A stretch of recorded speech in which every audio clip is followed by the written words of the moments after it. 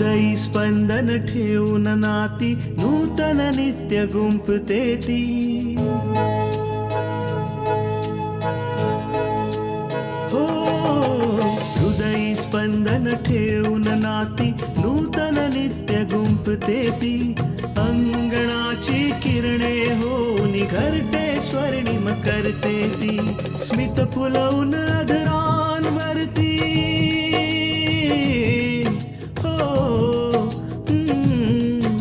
स्मित फुलवून अधरांवरती वेदनेत सुख देते ती. लेक वहिनी आई होऊन जीवन आभा होते ती. सुकन्या सुकन्या सुकन्या आमच्या कन्या. कधीही माहेरच्यांना थोडं दूर ठेवलेलंच बरं, नाहीतर कधीही एक छोटीशी गोष्ट पण एका घराला उद्ध्वस्त करू शकते. तुम्ही वाईट नका वाटून घेऊ, पण हे काम अशा माणसाचं असू शकतं ज्याची तुमच्या बरोबर काहीतरी दुश्मनी असेल. हे काही फॉर्मॅलिटीचे पेपर्स आहेत जे आकांक्षाच्या नवऱ्याला भरायचे. पेपर्स? कसले पेपर्स डॉक्टर साहेब? आता माझ्या नशिबात रडण्याशिवाय काहीही नाही राहिलं. असं नाही बोलायचं बाळा. अगं तू इतक्या लवकर हार मान्य केलीस?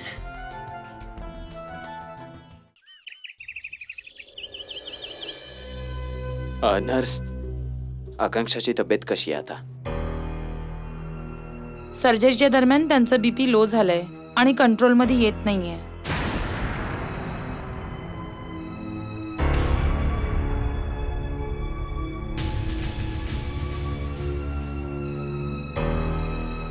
माझी आकांक्षा ठीक तर आहे ना? आता काही सांगू शकत नाही, त्यांची तब्येत बिघडली आहे.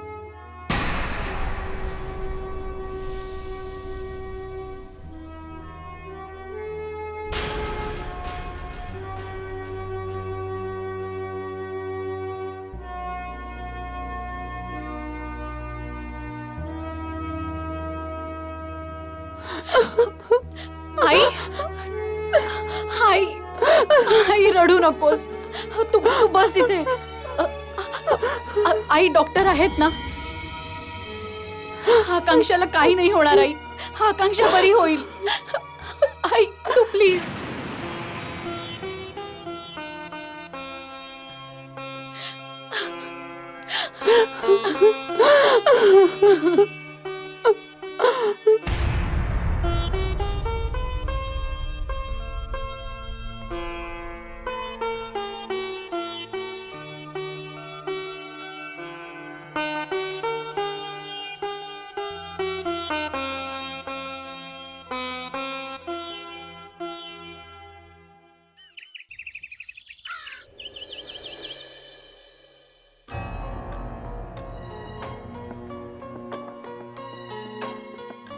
बहुतेक कल्याणीचं डोकं आज दुखतंय आणि तृष्णाही घरी नाहीये.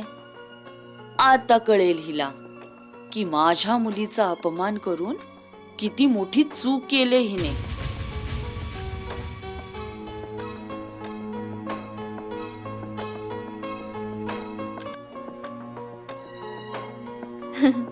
अरे बिंदिया, हे घे आई, मी तुझ्यासाठी गरमागरम जेवण बनवलंय. अरे वा, हे तर तू खूपच छान केलंस. आणि तुला माहितीये मला खूप जोराची भूक लागली होती आणि मी आता विचारच करत होते की तुला आवाज देऊन जेवण मागवावं. तसं तुला एक गोष्ट सांगू आई, मी हे जेवण फक्त तुझ्यासाठीच बनवलंय. जरा खाऊन तर बघ की आज जेवण कसं झालंय.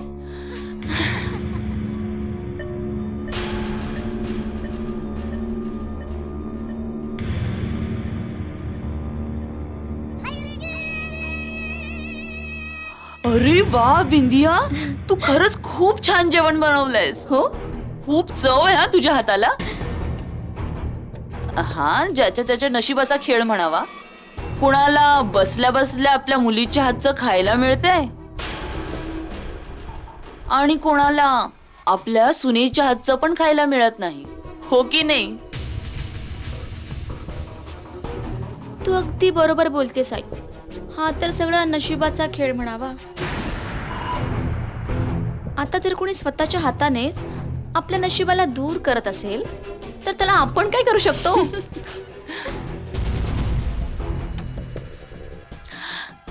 कल्याणी, तृष्णा तुझ्यासाठी जेवण बनवून नाही गेली? खूपच वाईट झालं. बघायला गेलं तर आजकालच्या सुना अशाच असतात. याचसाठी म्हणतात, जेव्हाही मुलाचं लग्न कराल तेव्हा संस्कारी सून आणावी घरात, नाहीतर उपाशी पोटी नाही राहावं लागणार. राहू दे ना आई, तसंही यांच्या डोक्यात काहीच शिरणार नाही. यांच्या या अशाच वागण्यामुळे तर मी यांच्यासाठी जेवणच नाही बनवलं. की जोपर्यंत यांना या गोष्टीची जाणीव होत नाही की यांची महान सून तृष्णा इतकी बेजबाबदार आहे, तोपर्यंत यांना माझी किंमत अजिबात कळणार नाही. शांत राहा तुम्ही दोघी. केव्हापासून बडबड करताय? आधीच माझं डोकं दुखतंय आणि त्यात तुमची ही बडबड. बिंदिया, तू जरा शांत राहा. बिचारी आधीच इतकी दुःखी आहे आणि त्यात तू सत्याचा आरसा दाखवून तिला अजून दुःखी नको करूस.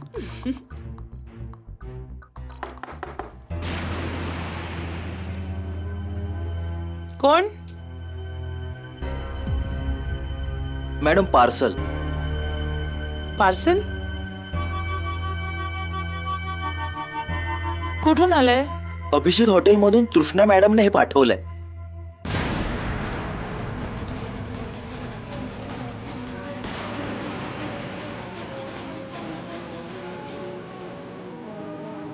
ठीक आहे, जा. ठीक आहे.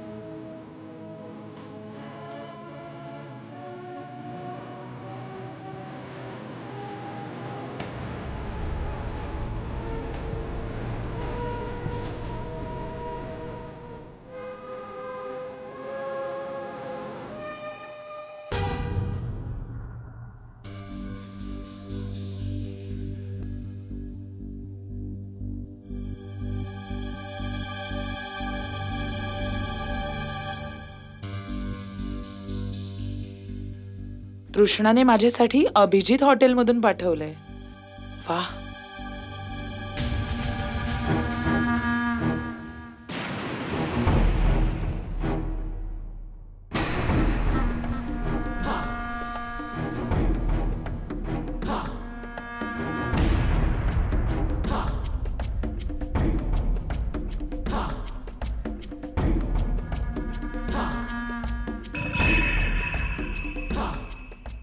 सुकन्या आमच्या कन्या.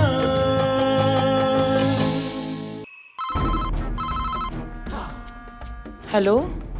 हॅलो आई, मी तुमच्यासाठी जेवण मागवलंय. तुम्ही जेवून घ्याल हा? हो तृष्णा, नुकतंच घेतलंय मी ते. पण या सगळ्याची काय गरज होती? आई, यात कसला हो त्रास आलाय? मी सकाळी लवकर निघून आले होते, तुमच्यासाठी जेवण नाही बनवू शकले, म्हणूनच मी तुमच्यासाठी जेवण मागवलंय. पण तुला एवढा त्रास घ्यायची काय गरज होती तृष्णा? बरं आई, मी उमा काकू आणि बिंदियासाठी जेवण मागवलंय, नाहीतर त्यांना उगाच जेवण बनवावं लागलं असतं.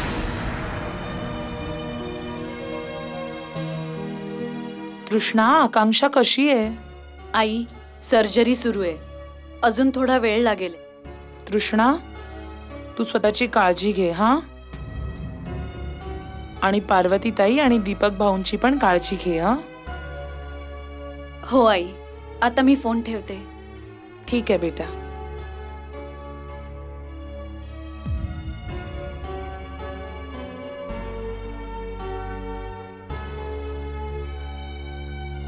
हो तर उमा, काय म्हणत होतीस? की सुनेच्या हातचं जेवण नशिबात नाहीये. कोणत्या तरी ओळखीच्या मुलीला सून बनवायचं होतं, हो ना?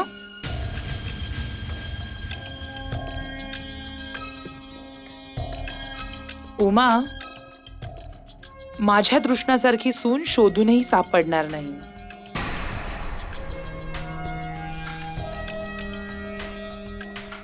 तूच बघ ना, तिच्या बहिणीचा ऍक्सिडेंट झालाय, ती एवढी काळजीत आहे आणि तिकडे बसल्या बसल्या ती माझ्याही जबाबदाऱ्या पार पाडते.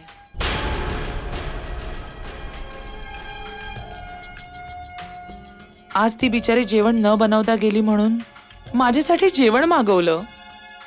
यापेक्षा मोठी गोष्ट अजून काय होऊ शकते? आणि हो बिंदिया, माझ्या सुनेने फक्त माझ्यासाठीच नाही, तुम्हा दोघींसाठीही जेवण पाठवलंय. माझ्या सुनेला तर भेदभाव माहितीच नाहीये.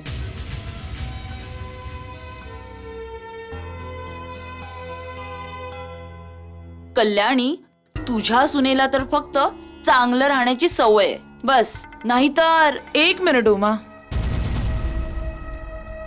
चांगलं माणूस बनण्यासाठी खूप कष्ट करावे लागतात.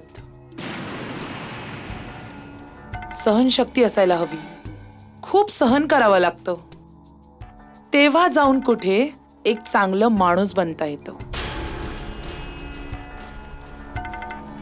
आणि आज जर ही बिंदिया घरात नसती आणि तुझी जर तब्येत खराब असती ना, तर तुझीही तिने सेवाच केली असती.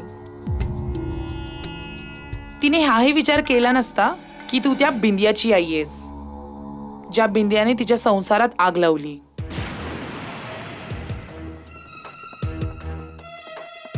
उमा, तुझ्या तर मुलीनेच तुझं नाक कापलंय, पण माझी सून असून देखील माझी मान तिच्यामुळे उंचावली. बस काकू, खूप झालं, खूप बोललात तुम्ही.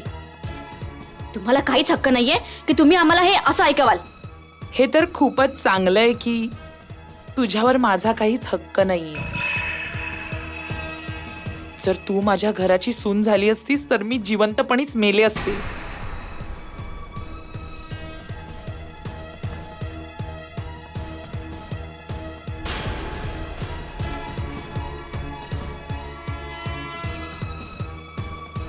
परमेश्वर जे करतो ते खूप चांगलं करतो. त्याला माहिती होतं की तुझा स्वभाव कसा आहे, म्हणूनच माझ्या मुलाची तुला पत्नी बनायला दिलं नाही.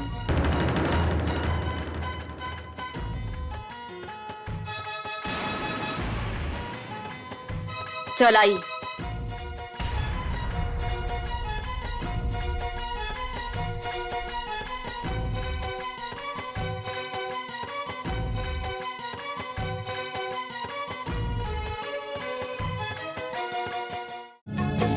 सुकन्या आमच्या कन्या.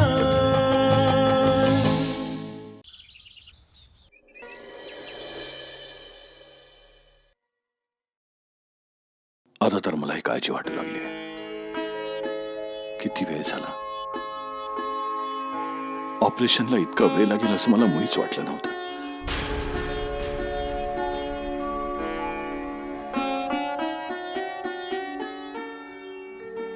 बाबा, सर्जरीसाठी वेळ लागतो आणि खूप कॉम्प्लिकेटेड केस वाटते.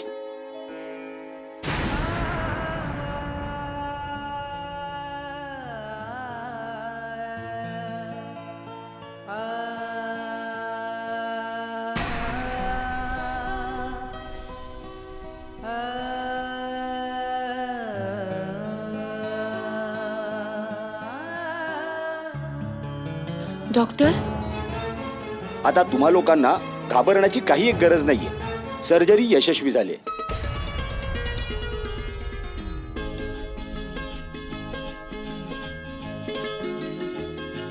डॉक्टर साहेब, आता आकांक्षाची तब्येत कशी आहे? त्यांच्या प्रकृतीत आता बराच सुधार झालेला आहे.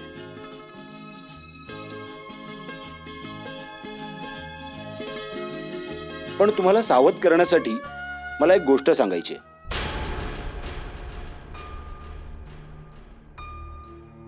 कधी कधी अशा प्रकारचे पेशंट्स आपल्या बदललेल्या चेहऱ्याला स्वीकार करू शकत नाहीत.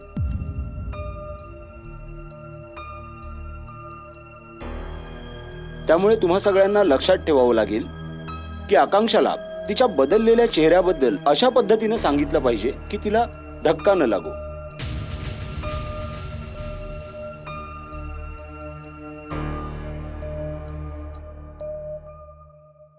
ठीक आहे? ठीक आहे डॉक्टर साहेब, आम्ही पुढे या गोष्टीची काळजी घेऊ. ठीक आहे. गुड.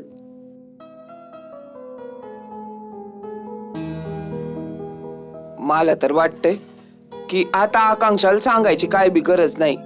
जेव्हा ती अगदी बरी होईल ना तेव्हा मग तिला सांगावं. तुम्ही योग्य बोलताय आई. अजूनही आकांक्षाची तब्येत सुधारली नाहीये. कुणास ठाऊक ती हा धक्का सहन करू शकली नाही तर.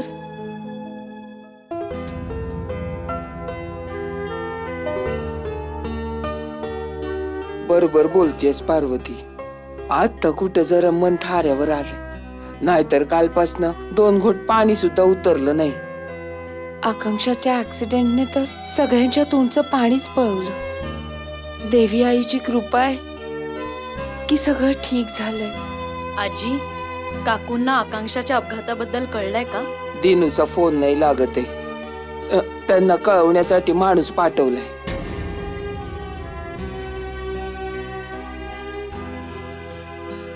आई, आम्हाला आनंद आहे की आकांक्षाला तुम्ही सून म्हणून स्वीकारलंय.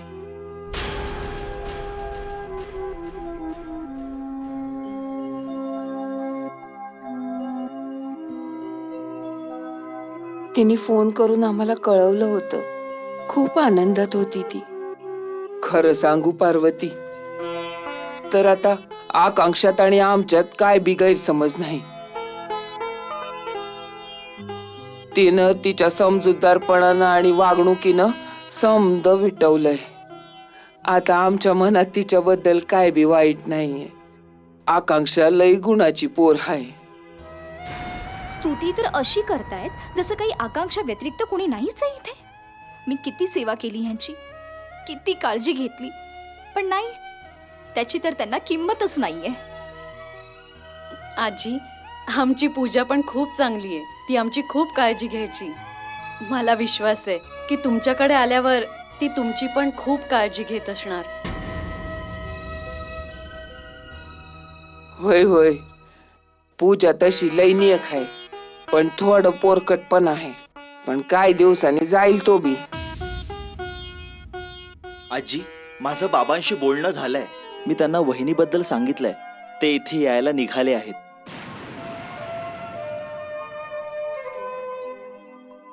बरं झालं ईशाल की दिनू बरोबर बोलणं झालं, नाहीतर मला लई काळजी लागून राहिली होती.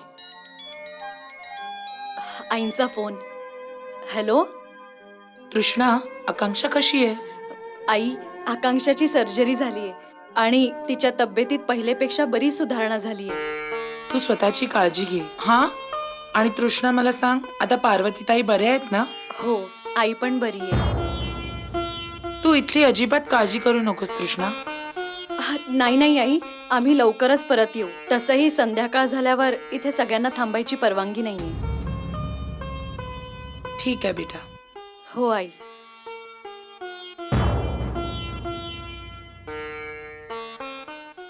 सुकन्या आमच्या कन्या.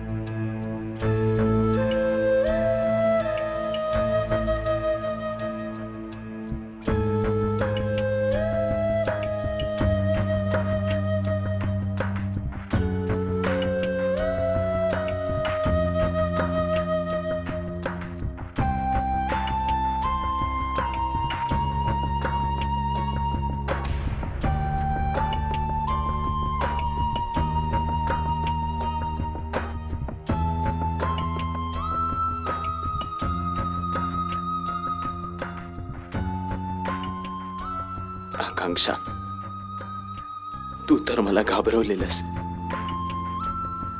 मी तर विचार सुद्धा करू शकत नव्हतो की तुझ्याशिवाय माझं काय होईल. जर तुला काही झालं असतं ना, तर मी स्वतःला माफ करू शकलो नसतो. कधीही नाही.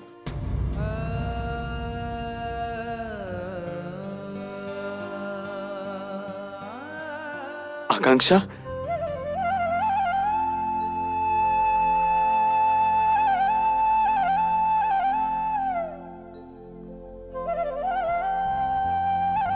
खूप चांगलं झालंय की ते शुद्धीवर आलेत. आता त्यांच्या तब्येतीत लगेचच सुधारणा होईल. आकांक्षा, ऐकलंस तू? तुझी तब्येत लवकरच बरी होईल. आता तुला काही नाही होणार. तुम्हाला डॉक्टर साहेबांनी बोलवलंय. ठीक आहे, तुम्ही जा, मी येतो. आकांक्षा, तू आराम कर, मी लगेच येतो.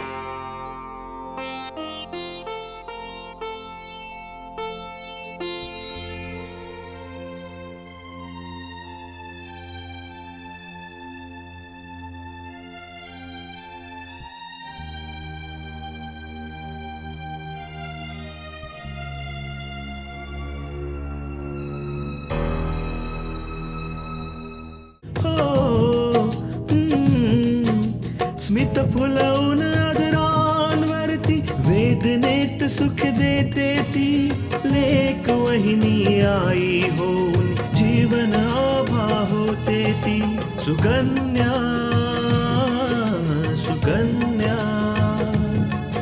सुकन्या आमच्या कन्या.